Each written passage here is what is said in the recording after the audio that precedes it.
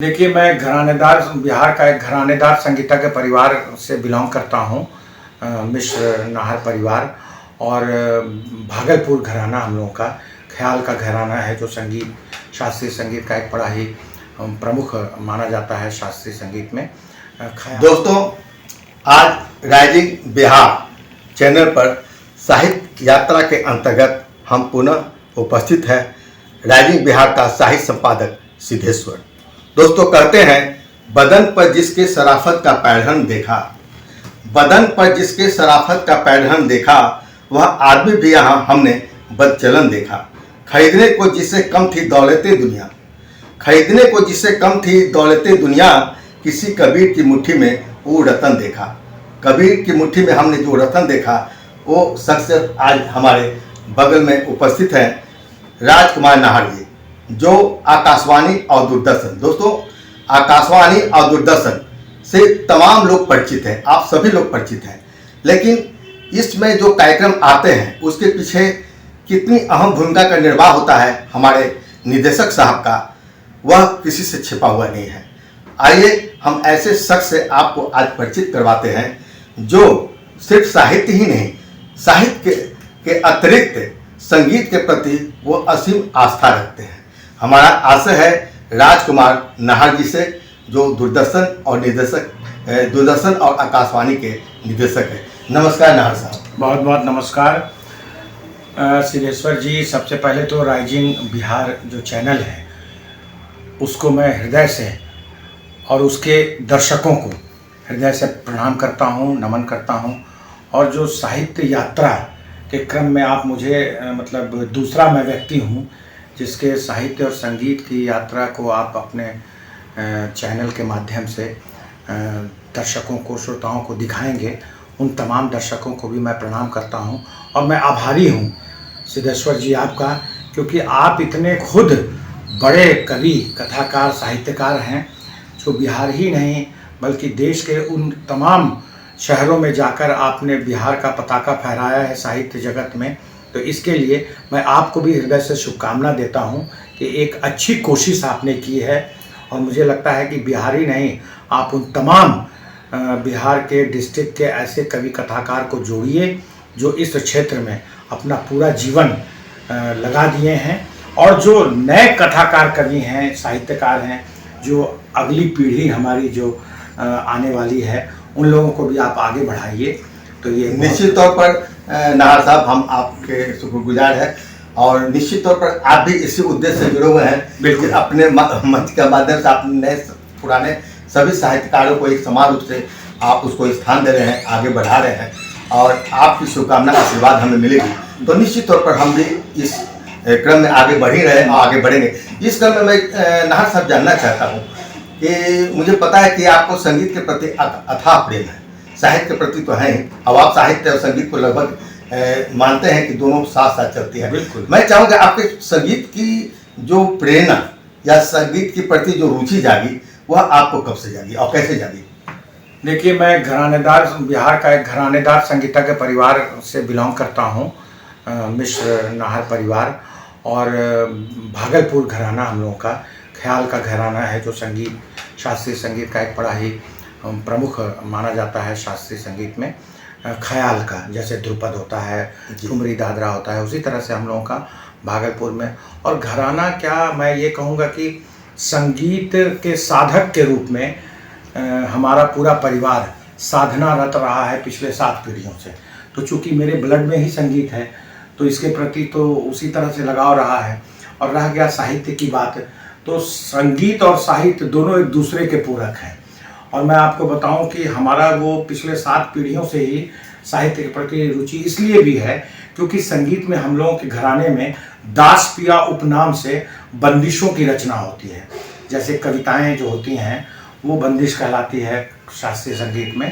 तो जैसे 4 पंक्तियों की स्थाई हो गई, फिर 4 पंक्तियां उसमें अंतरा हो गया, तो उसके अनुरूप हम लोग उपनाम, हमारे बड़े पिताजी और दादाजी पंडित बद्री सेवक मिश्र जी और जो है शारदा प्रसाद मिश्र जी, प्रहलाद प्रसाद मिश्र जी, राम नरेश मिश्र जी, इन लोगों ने उस परंपरा को आगे बढ़ाया। और आज भी हमारे सभी भाई संगीत कुमार नाहर, साहित्य कुमार नाहर, संतोष नाहर, शंकर मिश्र नाहर, महादेव मिश्र, ये सारे लोग उस चीज़ को आगे बढ़ा रहे हैं। उसी क्रम में हम भी एक संगीत घरानेदार परिवार के छोटे से विद्यार्थी हैं और गाना तबला दोनों में हम अपनी प्रतिभा का जो है प्रदर्शन करके और आप जैसे गुणीजनों का आशीर्वाद प्राप्त करते रहे हैं समय समय पर। नाहर जी, हम जानते हैं कि आप मंचों पर अपनी बहुत ही अच्छी प्रस्तुति आप देते रहे हैं। हमने देखा भी था बिहार हिंदी साहित्य सम्मेलन में भी आपका संगीत कार्यक्रम हुआ था, आपने तबला पर बहुत अच्छा संग दिया था। तो क्या आपने संगीत आप ऐसे तो आपके घर का ही सारा माहौल ही संगीत में रही है, तो उसके साथ साथ साहित्य में भी मुझे लगता है कि आपने जैसा कहा है कि आपने कुछ लिखने पढ़ने का बिल्कुल काम, तो आपको साहित्य सृजन में आपने कहाँ तक सृजनरत रहे हैं या क्या लिखे हैं, या आपके आगे क्या योजना है साहित्य की पुस्तक? हाँ, मैं आपको बताता हूँ। जानना चाहता पहले बारी बारी से मैं आपको बताऊं, क्योंकि एक साथ आप सिद्धेश्वर जी इतने बड़े साहित्यकार हैं कि इतने सारे प्रश्न एक ही पंक्ति में आप कर देते हैं। तो पहले तो मैं ये बताऊं कि जो साहित्य संगीत की जो शिक्षा की बात हुई, चूँकि परिवार ही मेरा संगीत का रहा, तो अपने पिताजी लोगों से सीखा, बड़े पिताजी से सीखे। मेरे 7 भाई मेरे ऊपर हैं, मेरे कज़न ब्रदर, और कोई ज्वाइंट फैमिली में पता नहीं होता था कि कौन कज़न है कौन अपना है। 7 भाइयों से सीखा। फिर पंडित कृष्ण महाराज जी से तबला हमने सीखा। फिर उसके बाद रामाश्रय झा के सानिध्य में, मतलब इस तरह से सभी गुरुजनों। और देखिए, संगीत हो या साहित्य हो, आप गुलदस्ता तैयार करते हैं जी। आप हर पुष्प हर का अलग रंग होता है, उसकी खुशबू अलग है, तो आपको गुलदस्ता तैयार करना है। तो हम भी अपने संगीत में, चाहे वो गायन हो वादन हो, उसमें हमने गुलदस्ता बनाया। और चूँकि साहित्य से हम लोगों की रुचि हमारे परिवार की रही है, हमारे यहाँ राम रंग कवि हुआ करते थे, मुकुट लाल मिश्र जो हमारे दादाजी के मामा जी होते थे, उन्होंने दुर्गा सप्तशती की रचना की थी। तो हमारे घर में ब्लड में साहित्य भी है। और जैसा आपने कहा कि साहित्य के लिए, तो आप जैसे जब गुणीजनों के संगत मिलेंगे तो अपने आप जो है, क्योंकि संगत से गुण होते हैं, संगत से गुण जाए। तो अच्छी संगति अगर आप करेंगे अच्छे लोगों के साथ, कवि, कथाकार, साहित्यकार, कलाकार, पत्रकार, इन लोगों के साथ अगर उठे बैठेंगे तो निश्चित तौर पर उनमें जो सद्गुण हैं जो वो आप में आएगा ही। अब व्यक्ति पर विश्वास करता है, मैंने ये है कि बिल्कुल व्यक्ति पर विशेष करता है। हाँ। यह आपकी सकारात्मक सोच को मैं नमन करता हूँ कि आप इस तरह अच्छी भावना और कविताएं। लेकिन मैं जानता हूँ कि आप नई प्रतिभाओं के प्रति इतना सम्मान भावना रखते हैं। बिल्कुल। आज के पहले शायद वैसा हो ना हो, मैं नहीं कहना चाहूँगा, लेकिन आपकी देख रेख में कई नई प्रतिभाएं सामने आ रही हैं, आप सबको स्थान देने का प्रयास कर रहे हैं। आप उनमें कैसी संभावनाएं देखते हैं? बिल्कुल, देखिए, मैं बड़ा भाग्यशाली हूँ कि नई प्रतिभाओं को ही और जो भारत की जो परंपराएं हैं उनको संरक्षित करने का मेरे मन में बचपन से ही ये सपना था। और मैं परफॉर्मेंस को कम करके, मैंने इसलिए आकाशवाणी और दूरदर्शन की नौकरी भी की। तो मैं भारत सरकार, Indian ministry of information and broadcasting, माननीय प्रधानमंत्री जी और तमाम उन श्रोता दर्शकों का आभारी हूँ, गुरुजनों का आभारी हूँ, माता पिता का आभारी हूँ कि सौभाग्य से यूपीएससी से सिलेक्ट होकर मैंने नौकरी ज्वाइन कर ली। और मन में जो सपना था कि नई पीढ़ियों को आगे बढ़ाने का और जो पुराने हमारे विद्वत गुणीजन हैं उन लोगों को भी देने का। तो आपको पता है कि ये भारत सरकार का, प्रसार भारती का ऐसा क्रम ये है, संस्थान आकाशवाणी दूरदर्शन, कि यहाँ उन लोगों का सम्मान होता है, यहाँ जो भारत की जो परंपरा है, धरोहर है, उसका संरक्षण होता है। तो उस धारा में मैं भी बह चला और मैंने कोई बहुत उत्तम काम नहीं, मैंने अपनी ड्यूटी निभाई है। और जो मेरा लक्ष्य है वो यही है कि पुरानी चीज़ों को संरक्षित की जाए। जो पुराने हमारे, ऐसा नहीं कि जो बुजुर्ग कथाकार हैं उनका सम्मान नहीं, और नई पीढ़ी को मौका देंगे तभी वो आने वाले समय में अपने साहित्य को और अपनी संस्कृति को बचा कर रखेंगे।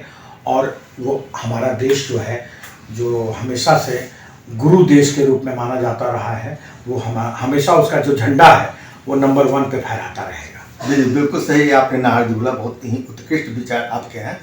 और चूंकि आपसे तो बहुत सारी बातें करने की इच्छा है, हालांकि समय की बंदिशें होती हैं वो अलग बात है, लेकिन एक सवाल सर्वदा कौंधता है हम लोग के मन में या किसी के मन में कि आज जो साहित्य है सोशल मीडिया पर इतने प्रचारित हो रहे हैं, सोशल मीडिया पर इतने पढ़े जा रहे हैं, तो आप और कुछ लोग कहते हैं कि सोशल मीडिया में बहुत अच्छे साहित्य नहीं आ रहे हैं, बहुत लोग कहते हैं कि नहीं, इसके माध्यम से ही बहुत अच्छी चीज़ें पर।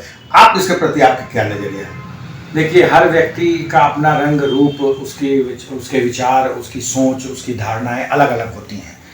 तो मैं इसका किसी कोई कंट्राडिक्शन में नहीं जाना चाहता हूँ, लेकिन इतना ज़रूर मैं कहूँगा कि जो हमारी जो धरोहर है, जो हमारी जो पुस्तकें हैं, जो हमारी चीज़ें हैं, वो सारी चीज़ लुप्त न हो जाएं। कल को आने वाले समय में जो उसके कागजात, जो पांडुलिपियाँ होती हैं, वो धीरे धीरे पुरानी पड़ती चली जाती हैं और धीरे धीरे फट जाता है। तो उसको संरक्षित करना, उसको बचा कर रखने में बहुत समस्या उत्पन्न होती है। तो आजकल जो सोशल मीडिया है या जो यूट्यूब है या जो भी चीज़ें हैं, उसको हम अगर संरक्षित करने का एक बहुत ही अच्छा माध्यम है। लेकिन क्या है कि आपको ये पता है सिद्धेश्वर जी कि किसी भी चीज़ का अत्यधिक जब उसका दुरुपयोग होने लगता है तो वो कोई भी चीज़ खराब हो जाता है। मोबाइल है, अब उसका हम दुरुपयोग करने लगे तो वो हमारे लिए खराबी है, लेकिन अगर उसका हम सदुपयोग करें तो उसमें इतनी अच्छी अच्छी बातें हैं जो पूरी दुनिया की कि हम उससे बहुत कुछ सीख सकते हैं। अभी देखिए, माननीय प्रधानमंत्री जी किसी दूसरे देश में जाकर वहाँ की पांडुलिपियों को अपने यहाँ जो है डिजिटाइजेशन करवाए। हमारे आकाशवाणी का, दूरदर्शन का जो भी रिकॉर्डिंग है, पुरानी चीज़ें हमारे यहाँ संरक्षित करने की योजना बनी और हम आभारी हैं हमारे प्रसार भारती के सीईओ सर या जितने भी पदाधिकारीगण हैं, उन्होंने उसको डिजिटाइजेशन करवाया। संगीत के ऐसे पुराने पुराने कलाकार जो आज नहीं हैं और वो विश्व विख्यात हैं, उन लोगों के रिकॉर्डिंग्स का जो है डिजिटाइजेशन हुआ। तो जो हमारी तकनीकी जो चीज़ें हैं, टेक्निकली हम इतना रिच हो रहे हैं धीरे धीरे समय समय, और जो हमारी चीज़ें हैं, जो धरोहर हैं, वो संरक्षित हो रही हैं।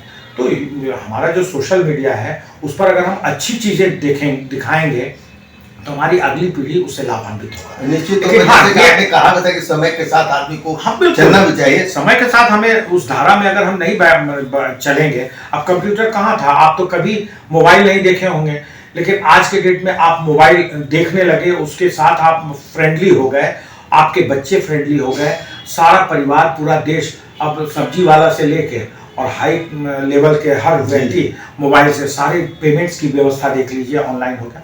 तो ऐसा है कि जो तकनीकी जो है, उसकी जो अच्छाई है, उसको आप आत्मसात करिए, उसको ग्रहण करिए, तो देश भी, आपका समाज भी, आपका राज्य भी हर क्षेत्र में आगे बढ़ेगा। नहीं कि सिर्फ साहित्य संगीत में, हर क्षेत्र में आगे बढ़ेगा, लेकिन उसका सही ढंग से करिए। निश्चित तौर पर अगर हम सकारात्मक के सोच रखें, बिल्कुल, तो उसकी बात अलग होती है। नकारात्मक दृष्टि से तो कुछ भी कहा जा सकता है। सकारात्मक सोच बस यही है कि हम चाहे वो डिजिटल माध्यम हो, चाहे सोशल मीडिया हो, चाहे प्रिंट मीडिया हो, बिल्कुल, यदि हम अच्छा साहित्य लिखते हैं तो कहीं से भी वह आम पाठक तक पहुंच सकता है। बात आम पाठक तक पहुंचने की है। हाँ। यदि सोशल मीडिया से ही अगर पाठक पढ़ना चाहता है तो ये हम रचनाकारों का फर्ज बनता है कि हम उसको नहीं, आप देखते होंगे सिद्धेश्वर जी कि जो हमारा जो डेली जो न्यूज़पेपर है, वो भी हम सोशल मीडिया पर पढ़ सकते हैं जी, क्योंकि हमारे हाथ में भी आता है, हमारे चाय के टेबल पर वो सुबेरे सुबेरे पहुंच जाता है। उसके अलावा अगर कोई न्यूज़ छूट गया तो कहीं अगर हमको समय मिल गया तो हम उसके बगैर भी सोशल मीडिया पर हम देख लेते हैं कि भाई इस अखबार में क्या निकला था, आधा ही न्यूज़ पढ़ पाए थे। तो क्या है कि देखिए, दोनों का अपना अपना महत्व है। प्रिंट मीडिया, इलेक्ट्रॉनिक मीडिया, दोनों एक चना के दो दाल हैं। मुझे तो लगता है कि बहुत सारे लोग से हमने मिला भी है कि जिन पत्रिकाओं को लोग खरीद नहीं पाते थे, आज सोशल मीडिया के माध्यम से वो पढ़ रहे हैं।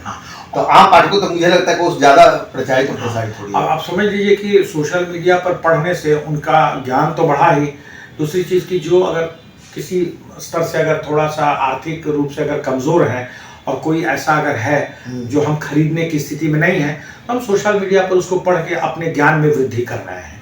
लेकिन वही जो जैसा मैंने कहा कि सोशल मीडिया हो या प्रिंट मीडिया हो, इलेक्ट्रॉनिक मीडिया हो, कोई भी चीज़ खराब नहीं है सिद्धेश्वर जी। बस आप उसको किस नज़र से देख रहे हैं और किस तरह से आप ग्रहण कर रहे हैं, इस पर डिपेंड करता है। तो लेकिन कुछ भी हो, अपने संस्कार को हमें नहीं छोड़ना है। हमारा जो भारत की जो गरिमा है, भारत का जो एक हमारा जो पारिवारिक ये है, आपसी प्रेम, सौहार्द, एक दूसरे के प्रति निष्ठा, ईमानदारी, सर्वधर्म प्रेम, ये साथ हम रखेंगे तो आपके हर क्षेत्र का जो आपका काम है उसमें एक नई रोशनी दिखेगी, एक चमक दिखाई देगा। मेरा यही मानना है। नहीं, बहुत बढ़िया। आपने सोशल मीडिया से लेकर और सारी चीज़ों पर, आपने साहित्य को लेकर, आपने नई प्रतिभाओं को लेकर बहुत सारी आपने बात किया। हम आपके बहुत शुक्रगुजार। अभी तबला हारमोनियम साथ में नहीं है तो हो सकता है आप उसकी भी बिल्कुल कुछ दिखला ही देते कभी ऐसा मौका मिलेगा, देखा कभी ऐसा मौका मिले तो जरूर बिल्कुल आप बस चलते चलते एक सवाल आपसे करना चाहेंगे। आप हमारे चूंकि इस चैनल को बहुत नए साहित्यकार भी देख रहे हैं, आप नए साहित्यकारों को क्या सुझाव देना चाहते हैं? देखिए, मैं नए साहित्यकारों को तो पहले यही सुझाव देना चाहूँगा कि आप जो लिखते हैं, लिखने के बाद आप किसी एक गुरु से उसको दिखा लें। इससे क्या होता है कि आपकी लेखनी में बहुत तेजी से आप और प्रगति कर सकते हैं। लेकिन गुरु का चयन भी करने के लिए आपको सतर्क रहना पड़ेगा, और गुरु भी अपने शिष्य को चयन करने में भी वो भी सतर्क हैं। तो अच्छे से अच्छी भावना के साथ आप लिखेंगे, और उसको कैसे अच्छे से प्रेजेंट करें, उसके लिए बिना गुरु के जो है ना वो संभव नहीं है। और अगर आप में निष्ठा है, ईमानदारी है, कोई किसी भी तरह का द्वेष नहीं है, तो आपके, जैसा मैंने कहा ना, कि आपके उस काम में एक अलग सी रोशनी होगी। नई पीढ़ी बहुत अच्छा काम कर रहा है, अच्छा लिख रहे हैं, अच्छा पढ़ रहे हैं, सस्वर पाठ कर रहे हैं, कथा लिख रहे हैं, कहानियाँ लिख रहे हैं, सोशल मीडिया पर भी लोग उनको पढ़ रहे हैं। और मुझे लगता है कि इस तरह, इस गति से अगर वो लिखते पढ़ते रहेंगे, तो जिस तरह से भारत का जो नाम रहा है जी हमेशा से, ये नाम, उसका जो शोहरत है, उसका जो झंडा है, वो आजीवन लहराता रहेगा। चाहे वो हजारों हजार वर्ष, जब तक सूरज चांद रहेगा तब तक भारतवर्ष का वो साहित्य, वो सब चीज़ अमर रहेगा, जिंदा रहेगा। तो नवोदित लोगों को मैं यही आग्रह करूँगा कि आप खूब लिखिए, अच्छा लिखिए, लेकिन उसमें एक शक्ति पैदा करिए, और किसी का कोई शिकवा शिकायत नहीं करिए, किसी जात धर्म संप्रदाय में जाकर किसी का कोई गिरोहबाजी नहीं करिए, क्योंकि साहित्य, संगीत या जो विद्या का जो क्षेत्र होता है, वो हर चीज़ से अलग करके आपको सिर्फ उसमें आगे बढ़ने की प्रेरणा देता है। तो आपको आगे बढ़ना है, और उसके लिए आप सतत प्रयत्नशील रहिए।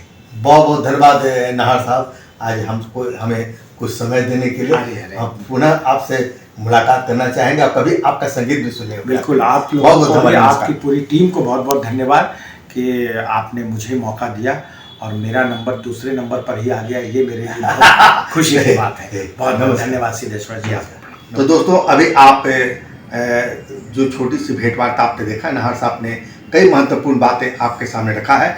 नए साहित्यकार को चाहिए कि इन बातों पर वो अमल करें, तो निश्चित तौर पर वह सकारात्मक दिशा में आगे बढ़ते रहेंगे। चलिए फिर हम पुनः आगे अगले एपिसोड में आपसे मिलते हैं। सिद्धेश्वर का नमस्कार।